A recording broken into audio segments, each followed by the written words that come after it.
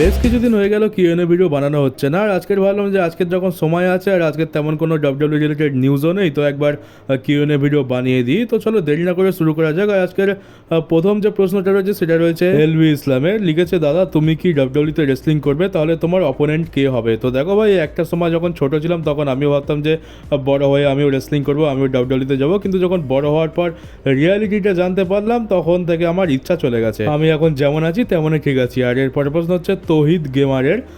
সে লিখেছে, জন সিনা জিতবে, তা না হলে জন সিনার হিল টার্নটা বেকার হবে। তো হ্যাঁ, দেখতে গেলে হিল টার্ন তো বেকার হবে। দেখতে গেলে 20 বছর পর জন সিনাকে আবার হিল বানানো হয়েছে, আর যদি রেসলমেনিয়াতে জন সিনা তার প্রথম ম্যাচ অ্যাজ এ হিল হেরে যায় তাহলে ক্যারেক্টারটা তো আর কোনো মানে হচ্ছে না। মানে জন সিনা লাস্ট টাইম যখন তার ফেস ক্যারেক্টার ছিল তখন তো অস্টিন থিওরি, তারপরে সোলো সিকোয়া সবার কাছে খুবই বাজেভাবে হেরেছে, আর তারপরে যখন ফাইনালি হিল টার্ন হলো তখনও কোনো লাভ হচ্ছে না।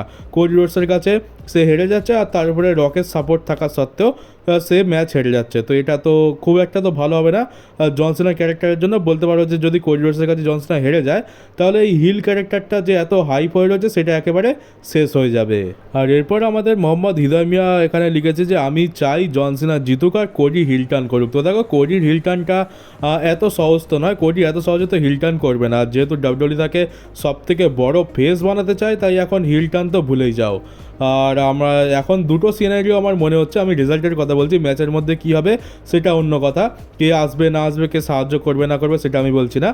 ম্যাচের রেজাল্টের কথা বলছি, একটা হচ্ছে কোডি রোডস হেরে যাবে আর তারপর সে তার টাইটেলকে চেস করা শুরু করবে, আর আমরা সামার স্ল্যামেতে গিয়ে দেখতে পাবো যে কোডি রোডস আবার জন সিনাকে হারিয়ে তার চ্যাম্পিয়নশিপ নিয়ে নিয়েছে। আর না হলে আরেকটা জিনিস হবে যে কোডি রোডস জন সিনাকে রেসলমেনিয়াতেই হারিয়ে দেবে, আর তারপর এই যুগের সবথেকে বড় ফেস হয়ে যাবে। কিন্তু বলা যায় না, আমরা তো আনএক্সপেক্টেড জিনিস, মানে ট্রিপল এইচ তো আমাদের আনএক্সপেক্টেড জিনিসই দেওয়ার জন্য বসে রয়েছে, আর তারপর রকও রয়েছে এই স্টোরি লাইনের মধ্যে। তো আমরা তো কেউই এক্সপেক্ট করিনি যে জন সিনা হিল টার্ন করবে, কিন্তু হিল টার্ন করে নিয়েছে। তো এটাও আমরা এক্সপেক্ট করছি না যে কোডি রোডস এই মুহূর্তে হিল টার্ন করতে পারে।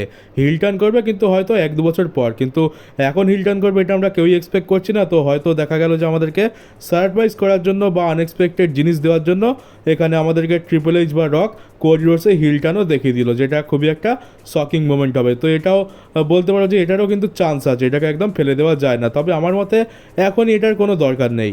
এরপর মোহাম্মদ সালকিন ভাই বলছে যে দাদা সোনির সাথে AEW ডিলের ব্যাপারে কিছু বলেন। তো দেখো, এটা একটা খুবই ভালো আইডিয়া। যদি AEWর সাথে সোনির ডিল হয় তাহলে এটা খুবই ভালো একটা জিনিস হবে।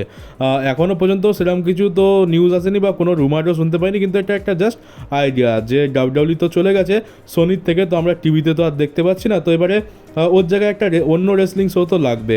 মানে লাগবে, এটা পুরো বাধ্যতামূলক না, তবে যদি হয় তো বলতে পারো কিছু একটা, মানে যে ডাব্লিউডব্লিউ আগে আমরা দেখতাম, তো এখন আমরা AEW থেকে কাজ চালাতে পারবো যারা আমরা টিভির অডিয়েন্স।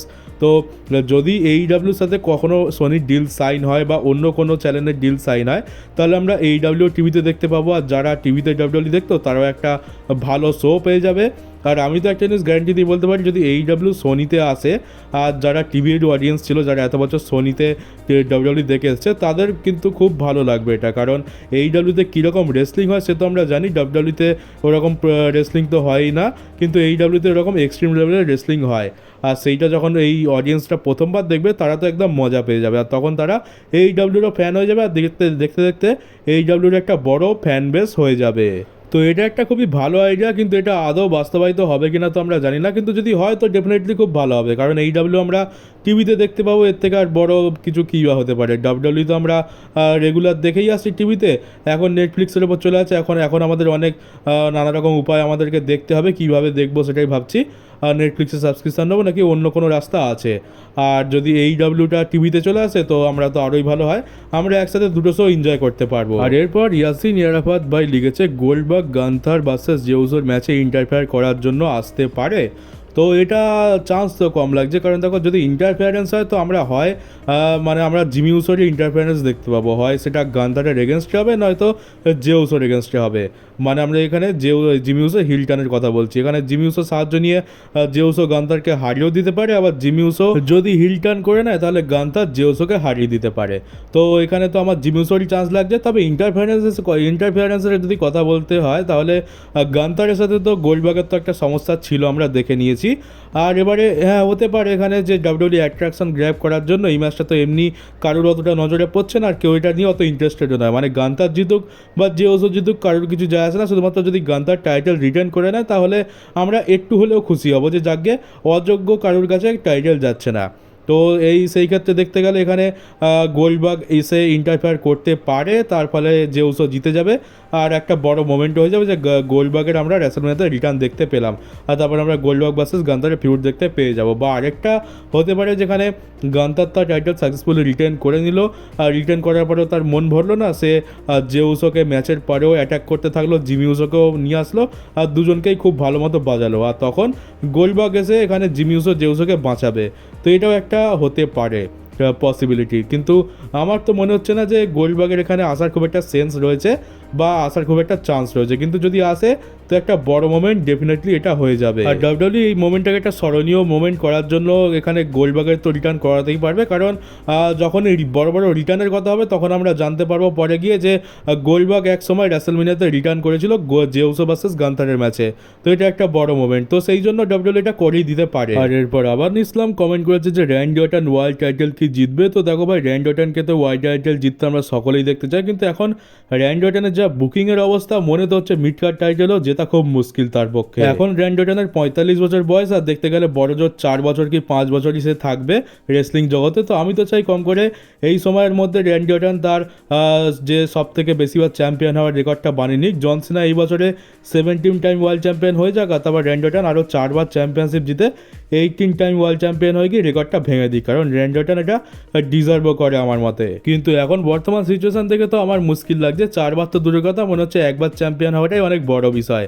তো দেখা যাক কি হয়, আশা করবো যেন ডাব্লিউডব্লিউ তাকে ভালোভাবে ইউজ করুক আর র্যান্ডি অর্টনকে তার প্রাপ্য সম্মানটা দিক। এরপর এলবি ইসলাম ভাই লিখেছে গান্তার ভার্সেস রোমান রেন্স হলে কেমন হবে বলো দাদা প্লিজ। তো দেখো ভাই রোমান রেন্স তো এমনিতেই 2 থেকে 3 মাসে একবার আসে, আর যদি গান্থারের এগেনস্টে তার ম্যাচ হয় তাহলে ম্যাচটার পরে আমরা তাকে একেবারে ডাইরেক্ট 7-8 মাস পরে দেখতে পাবো, তো বুঝতেই পারছো ম্যাচটা কেমন হবে। আর এরপর কেটসদি গেমার লিখেছে আমার মনে হয় জেউসো চিটিং করে গান্থারকে হারিয়ে হিল টার্ন করলে বেশি ভালো হবে। তো আমরা সাধারণত এরকমটা দেখি না যে একজন হিলের ওপরে হিল টার্ন হচ্ছে, কারণ এখানে যদি গান্থার একজন ফেস সুপারস্টার হতো তাহলে যদি এখানে জেউসোর হিল টার্ন হতো তাহলে মানা যেত, কিন্তু জেউসো এখানে একজন হিলের ওপর হিল টার্ন করবে এটা তো একটু মুশকিল লাগছে, কিন্তু হবে না এমনটা নয়, এখানে সবই হতে পারে। এখানে হয়তো দেখা গেল যে লো ব্লো লাগিয়ে দিল বা কোনো রকমভাবে চিটিং করে গান্থারকে হারিয়ে দিল আর জেউসোর হিল টার্ন হয়ে গেল। তাছাড়া জেউসোকে নিয়ে এখন যা নেগেটিভ সিচুয়েশন ক্রিয়েট হয়ে রয়েছে, যদি জেউসো চ্যাম্পিয়ন হয় কিন্তু ফ্যান্সরা সেটা একদমই সহ্য করবে না, তো তখন জেউসোর হিল টার্ন করানো ছাড়াও আর কোনো উপায় থাকবে না। তো সেই হিসেবে দেখতে গেলে এটাও একটা ভ্যালিড পয়েন্ট আছে, এখানে জেউসোর হয়তো আমরা হিল টার্ন দেখতে পেলেও পেয়ে যেতে পারি। দেখো এখানে অনেক রকম পসিবিলিটি আছে, ডাব্লিউডব্লিউ কী করবে বলা মুশকিল, কিন্তু হয়তো এমন কিছু করবে যার জন্য এই ম্যাচটা আমাদের মনে থাকবে। আমরা এই ম্যাচটাকে বেকার বলছি ঠিকই, কিন্তু একটা বড় মোমেন্ট হয়তো আমরা এখান থেকে দেখতে পাবো। আর এরপর রাকিব অন টম ভাই লিখেছে যে ব্রক লেসনারের কী খবর ভাই বলো প্লিজ। তো দেখো ভাই ব্রক লেসনারের খবর এখন বেশ ভালোই যাচ্ছে, মানে আগের থেকে তো ভালোই আছে, আগে যেমন সিচুয়েশন খুবই খারাপ ছিল এখন তার থেকে ভালো আছে, এখন ব্রকের রিটার্ন করার চান্স কিন্তু অনেক বেশি, শুধুমাত্র এখন ডাব্লিউডব্লিউকে রাজি থাকতে হবে আর তারপরে ব্রক লেসনারকে নিজেকেও রাজি থাকতে হবে, তো তাহলে আমরা ব্রক লেসনার রিটার্ন দেখতে পেয়ে যাব। আর ফ্যান্সরা যদি খুব বেশি ডিমান্ড করে তাহলে ব্রক লেসনারকে আমরা অবশ্যই দেখতে পাবো। কিন্তু এই বিষয়টা নিয়ে যা হয়েছে টানা হেজরা, সেই জন্য আমি এটা নিয়ে আর বেশি কিছু কথা বলছি না, বাস্ট আমি মাঝে সাঝে বলে দিই যে ব্রক লেসনারের রিটার্ন করার চান্স আছে, কিন্তু আসবে এটা পুরো গ্যারান্টি নেই, কিন্তু যদি আসে তো খুবই ভালো, আর যদি না আসে তো কী বা করা যাবে। আর তাছাড়া ব্রক লেসনার এখন তার সময় খুব ভালোভাবে এনজয় করছে। রিসেন্ট টাইমে একটা পিকচার দেখলাম যে কোনো একটা স্ট্যান্ড আপ কমেডি শোতে সে গেছিলো আর সেখানে সে তার টাইম এনজয় করছে, আর সেখান থেকে কয়েকটা ফটো এসেছিল, তো দেখা যাক কি দেখতে পাই ভবিষ্যতে আমরা। আর এরপর আমাদের হৃদয় মিয়া বলছে যে ভিন্স ম্যাকম্যান নাকি এখন টিএনএ নতুন বস। তো দেখো এটা একটা শুধুমাত্র রুমার যে টিএনএকে কেনার প্ল্যান করছে ভিন্স ম্যাকম্যান, কিন্তু এটা পুরোপুরি এখন কনফার্ম নয়, মানে ভিন্স ম্যাকম্যান এখনও টিএনএর বস হয়ে যায়নি, শুধুমাত্র এমনটা রুমার এসছে যে ভিন্স ম্যাকম্যান হয়তো টিএনএকে কিনতে পারে। এবার যদি ভিন্স ম্যাকম্যান সত্যিকারের টিএনএকে কিনে নেয় তাহলে কম্পিটিশন কিন্তু খুব জবরদস্ত হবে আর ডাব্লিউডব্লিউ টিএনএ আর এইডব্লিউর মধ্যে। ভিন্স ম্যাকম্যান যেহেতু টিএনএ কিনে নেবে তো সে তো ডাব্লিউডব্লিউর ওনার ছিল, যার ফলে ফ্যান্সরা ডেফিনেটলি তার পেছনে যাবে আর ভিন্স ম্যাকম্যানের আইডিয়া তো আমরা জানি, সে টিএনএকে একটা আলাদা লেভেলে নিয়ে যেতে পারে। আর ভিন্স ম্যাকম্যান তো একটা বিলিয়নিয়ার, তাই সে তার টাকা, ক্ষমতা আর তার বুদ্ধির জোরে টিএনএকে একটা অনেক বড় কোম্পানি বানিয়ে দিতে পারে। কিন্তু এটা শুধুমাত্র এখন একটা রুমার, তো এটা নিয়ে বেশি লাফালাফি করার কিছু নেই, যখন কিছু কনফার্ম হবে তখন আমি জানিয়ে দেবো। আর এরপর মনোদীপ ঘোষ লিখছে, নিকি আর ব্রি বেলার আর এসে কাজ নেই, ওরা বাড়িতেই থাকুক। তো হ্যাঁ, ওদের এসেই বা কি কাজ? এমনি তো নিকি বেলাকেও দেখে তো সেরকম কোনো রিয়াকশন এসেনি, তো ব্রি বেলা এসেই বা কি করে নেবে? এর থেকে তো বাড়িতে থাকাই ভালো, বেকার বেকার এসে ফ্যান্সদের কাছে সম্মান নষ্ট হবে। আর যেটুকু জানতে পারছি যে এভলিউশন যে প্রিমিয়াম লাইভ ইভেন্টটা হতে চলেছে, আমরা সেখানে এই বেলা টুইন্সকে দেখতে পেতে চলেছি। আর এরপর আছে কলু কোটকা, বাবা এটা কিরকম নাম আবার, কলু কোটকা ভাই লিখেছে যে অল ইউটিউব রোমানের দালাল। তো আর কি বলবো ভাই, এতদিন তো শুধুমাত্র আমি বলতাম, এখন তো অডিয়েন্সও বলছে যে ইউটিউব সব রোমানের দালাল। তো এটা হবে না কেন? দেখো, দেখতে গেলে ইন্ডিয়া আর বাংলাদেশে 90% রেসলিং ফ্যান হচ্ছে রোমানের ফ্যান, আর রোমান রিলেটেড যখনই কিছু হয় তখন এরা একদম ঝাঁপিয়ে পড়ে, যার ফলে মিলিয়ন মিলিয়ন ভিউজ চলে আসে ডাব্লিউডাব্লিউই ওয়েবসাইট বলো বা অন্য কোথাও বলো। তো সেই জন্য এখানে রোমানের দালাল তো সবাইকে হতেই হবে। রোমানের যদি তুমি প্রশংসা করো, সেই প্রশংসাটা যদি মিথ্যে প্রশংসা হয়, তাও কিন্তু রোমানের ফ্যান্সরা তোমাকে ভালোই বলবে আর তোমাকে দেখবে। কিন্তু যদি একবার বাই চান্স তুমি রোমানের এগেনস্টে কোনো কথা বলো, সেই কথাটা সত্যি হোক বা মিথ্যে হোক, তখন ভাই তোমার পুরো ব্যান্ড বেজে যাবে, যেমন আমার সাথে হয়। আমি তো রোমানের এগেনস্টে, মানে রোমানের এগেনস্টে আমি ইচ্ছা করে তো বলতে চাই না, আমি সত্যি কথাই বলি, কিন্তু কথাটা রোমানের এগেনস্টেই যায়। তো তখন ফ্যান্সরা ভাই আমার ওপর একদম রেগে মেগে যায়, কিন্তু ওটার তো আমার এখন অভ্যেস হয়ে গেছে। আর তুমি যে ভাই বলছো অল ইউটিউব রোমানের দালাল, তো না, সেই ক্যাটাগরিতে আমি তো পড়ি না, কারণ আমার যারা আগের ভিডিওগুলো দেখেছো তারা জানো যে আমি রোমানের এগেনস্টে কীরকম কথা বলেছি। এগেনস্টে নয়, কথাগুলো সত্যি কথা, কিন্তু সেই কথাগুলো রোমানের ফ্যান্সদের বহুত গায়ে লেগেছে, আর ভবিষ্যতেও বলবো আর এখনও বলছি। তো ওটা তো কিছু করার নেই, আমি একজন রেসলিং ক্রিয়েটার, তো আমার দায়িত্ব যে সমস্ত সত্যি কথা বলা। ওই বেকার বেকার মিথ্যে প্রশংসা ভাই আমি করতে পারবো না, ওটা আমার ক্যারেক্টার নয়। কেউ যদি ভালো কিছু করে সেটা তাকে আমি ভালো বলবো, আর কেউ যদি খারাপ কিছু করে তাকে আমি খারাপও বলবো। আমি কোডিকে নিয়েও খারাপ কথা বলি, রোমানকে নিয়েও খারাপ কথা বলি, আবার দুজনেরই প্রশংসা করি। আমি যখন রোমানের টাইটেল জেনের প্রশংসা করি তখন তো ভাই কেউ কিছু বলেই না, কিন্তু যদি একটা নেগেটিভ কথা বলে দিই তো ভাই ব্যাস, সবাই কান্নাকাটি করতে ব্যস্ত হয়ে যায়। সব রোমান ক্রাই বেবিসরা আমার কমেন্ট বক্সে এসে ভিড় জমায়। আর এরপরে মনোদীপ ঘোষ লিখেছে, আসল কথা হলো জন সিনা ক্লিন হারাবে না কোডিকে, রকের হেল্প নিয়ে জিতবে। তো হ্যাঁ, এটা তো হবে, কারণ জন সিনাকে যখন হিল বানিয়েছে, তাছাড়া তার পেছনে যখন রক আছে, তখন জন সিনা অফকোর্স এখানে চিটিং করে জিতবে, যেমনটা রোমান রেন্স করতো। তো এখানে তো কোডিকে ক্লিনভাবে পিন করাতে ডাব্লিউডাব্লিউই চায় না, তো জন সিনা যদি জেতে তাহলে ওই চিটিং করে জিতবে। কিন্তু অনেক সময় এরকম ব্যতিক্রম হয়, অনেক হিল আছে যারা চিটিং ছাড়া যেতে, যেমন হচ্ছে গান্থার অনেক বড় একটা এক্সাম্পল, তারপর ছিল ব্রক লেসনার। এরা হিল হওয়ার সত্ত্বেও এরা কিন্তু চিটিং ছাড়াই জিততো, এদের কারো সাহায্যের দরকার পড়তো না। কিন্তু অনেক রকমের হিল হয়, অনেক রকমের ফেস হয়, তো জন সিনা আমার তো মনে হচ্ছে ওই চিটিং করেই জেতার ক্যাটাগরিতে পড়ে। আর এরপর এটা হচ্ছে আজকে শেষ প্রশ্ন, সেটা হচ্ছে মোহাম্মদ আবু হোসেন প্রশ্ন করেছে রেসলমেনিয়া কবে। তো দেখো ভাই, রেসলমেনিয়া ডাব্লিউডাব্লিউতে যেহেতু, মানে ডাব্লিউডাব্লিউতে বলছি, ইউএসএতে যেহেতু 19 তারিখ আর 20 তারিখ, তাই আমাদের এখানে 20 তারিখ আর 21 তারিখ আমরা দেখতে পাবো, মানে ওই রবিবার আর সোমবার দুদিন হবে।